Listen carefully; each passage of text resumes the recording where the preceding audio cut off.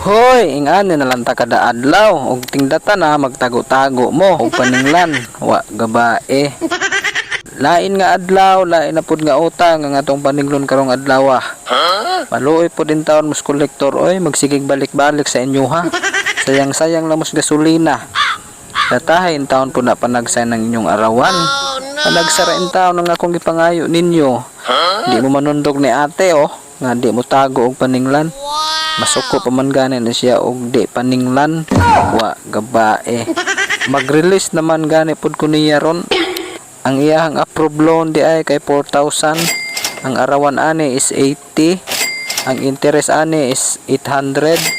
Ang total bayaran niya ani is 4,800 sud sa duha ka buwan. Kayang-kaya ra kayo ni ate. Bisan pog higda-higdaan rin niya. Kay kusog kayo ning negosyo. Isip usa ka food vendor. Kaya wag niyong maliitin ang mga food vendors, pautangan na. Wag bae. Unya, ani na lang kukutob. Salamat sa pagtanaw. Palihog na lang kog share ani. Bahalag di mo mo subscribe. Wag bae.